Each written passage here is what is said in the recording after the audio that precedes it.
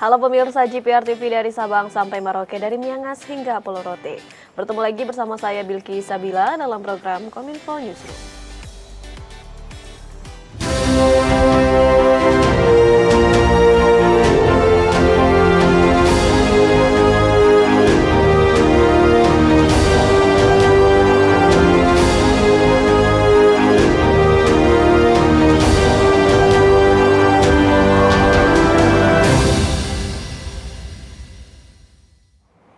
Inilah Kominfo Newsroom selengkapnya.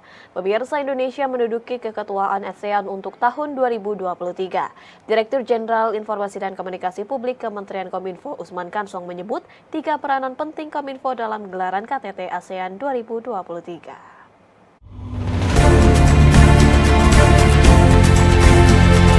Dengan mengusung tema Asian Matters Epicentrum of Growth, Indonesia secara resmi menjadi tuan rumah KTT ASEAN 2023 setelah menerima estafet keketuaan dari Phnom Penh, Kamboja. Melalui KTT ASEAN ini, Indonesia bersama dengan negara anggota ASEAN lainnya akan memastikan bahwa ASEAN harus menjadi kawasan yang stabil, damai, dan mampu menjadi jangkar stabilitas bagi dunia.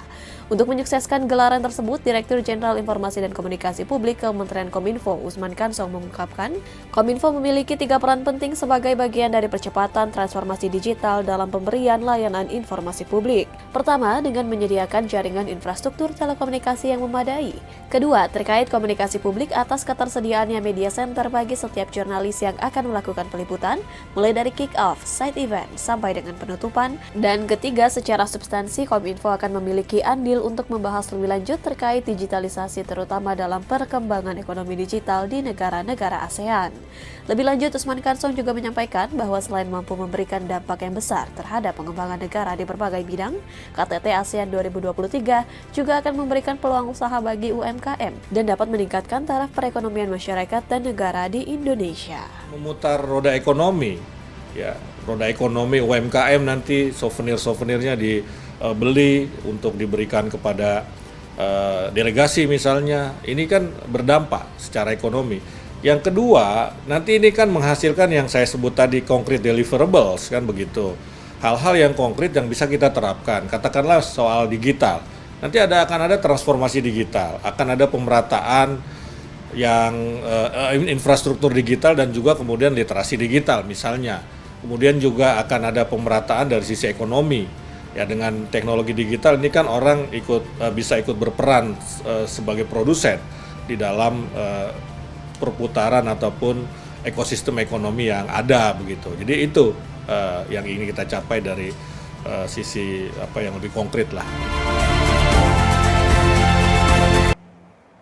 Pemirsa, Bea Cukai bersama dengan Polri dan Densus 88 menandatangani perjanjian kerjasama dalam upaya penanggulangan barang-barang yang diduga terkait terorisme atau kejahatan lintas negara. Acara penandatanganan kerjasama antara ketiga instansi tersebut berlangsung di kantor pusat Bea Cukai Jakarta.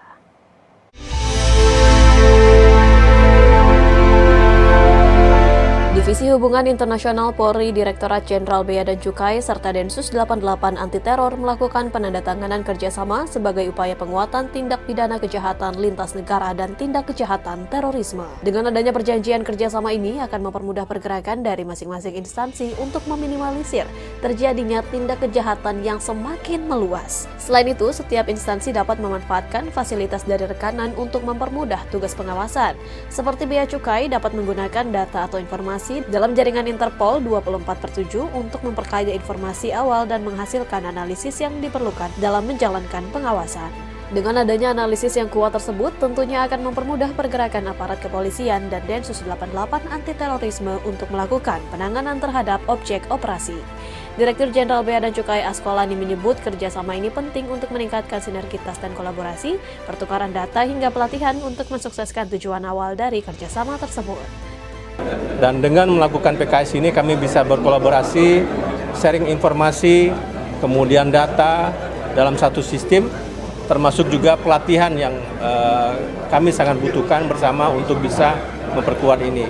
Di kesempatan yang sama, Kepala Detasemen Khusus 88 Anti Teror Polri Irjen Martinus Hukom menyebutkan kerjasama ini dilakukan untuk menjaga pintu masuk Indonesia dengan bekerja sama sehingga kekuatan negara terhadap tindak kejahatan lintas negara dan terorisme lebih diperkuat. Kita membangun kesadaran baru dan mewujudkannya bersama-sama untuk menjaga pintu-pintu masuk Indonesia ini dengan bekerja sama, sehingga kekuatan negara dalam hal ini menjaga keamanan, menjaga pintu-pintu masuk ini lebih diperkuat.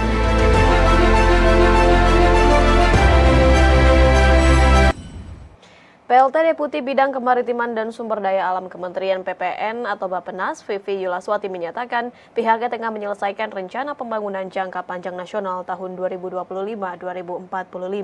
Pernyataan ini disampaikan langsung dalam kegiatan kick-off penyusunan kajian lingkungan hidup strategis rencana pembangunan jangka panjang nasional dengan tema penjaringan isu pembangunan berkelanjutan.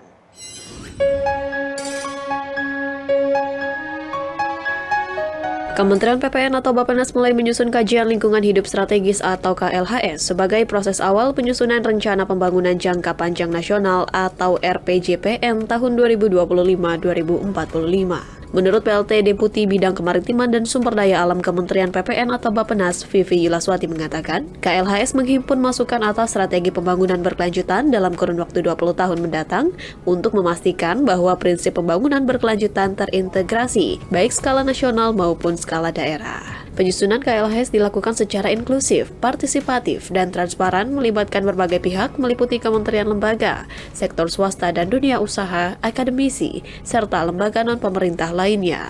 Pertemuan kick-off penyusunan KLHS RPJPN tahun 2025 hingga 2045 membahas perubahan iklim, strategi mengatasi polusi dan kerusakan lingkungan hidup, serta mitigasi potensi kehilangan keanekaragaman hayati. Sebagai bagian penting dalam penyusunan RPJPN tahun 2025-2045, KLHS bertujuan agar perencanaan pembangunan nasional dilakukan sejalan dengan prinsip pembangunan berkelanjutan, sekaligus mampu mencapai visi Indonesia 2045 yang salah satunya dengan membidik Indonesia untuk terlepas dari middle income trap atau jebakan negara berpenghasilan menengah.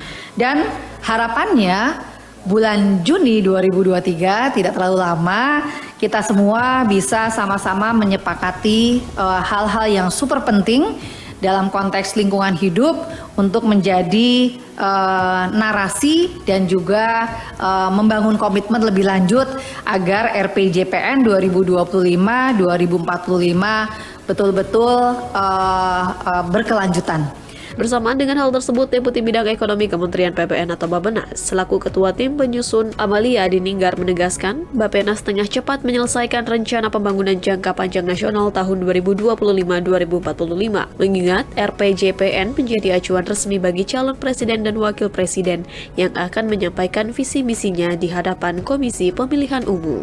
Di tahun ini kita berlari cepat untuk segera menyelesaikan RPJPN yang baru sehingga nanti ditetapkan oleh undang-undang, kemudian setelah ditetapkan oleh undang-undang ini nanti bisa menjadi acuan bersama. Komisi 2 DPR Republik Indonesia bersama Badan Pengawas Pemilihan Umum, Misi 2 DPR menyetujui 3 rancangan peraturan Badan Pengawas Pemilihan Umum yang diajukan Bawaslu dalam rapat dengar pendapat di Komplek Parmen Senayan, Jakarta. Dalam rapat tersebut turut dihadiri oleh pimpinan KPU, DKPP dan juga Kemendagri.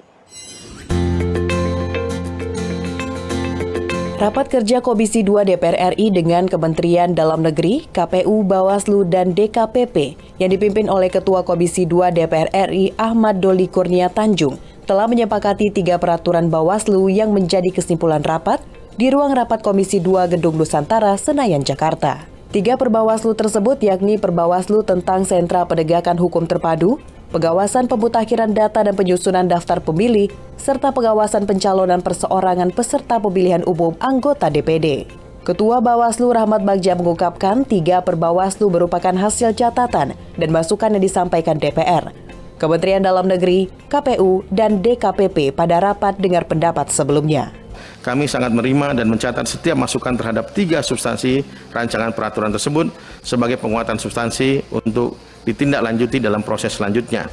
Bagja menambahkan hasil masukan dan catatan terhadap Perbawaslu tersebut sebisal dalam rancangan Perbawaslu tentang Sentra Gakumdu terkait definisi tindak pidana pemilu yang semula belum diatur menjadi diatur sesuai dengan ketentuan dalam Undang-Undang Pemilu. Dengan definisi tersebut, rancangan peraturan Badan Pengawas Pemilu tentang sentra penegakan hukum terpadu dapat memberikan gambaran bahwa objek dalam penanganan tindak pidana pemilu yang diatur dalam rancangan peraturan Badan Pengawas Pemilu adalah tindak pidana yang diatur dalam ketentuan pidana pemilu dalam ketentuan pasal 488 sampai dengan pasal 554 Undang-Undang 7 tahun 2017 tentang pemilihan umum sebagaimana telah diubah dengan peraturan pemerintah pengganti Undang-Undang Nomor 1 tahun 2022 tentang perubahan atas Undang-Undang Nomor 7 tahun 2017 tentang pemilihan umum. Pemirsa, berbagai informasi lainnya akan kami ulas sesaat lagi. Tetaplah bersama kami.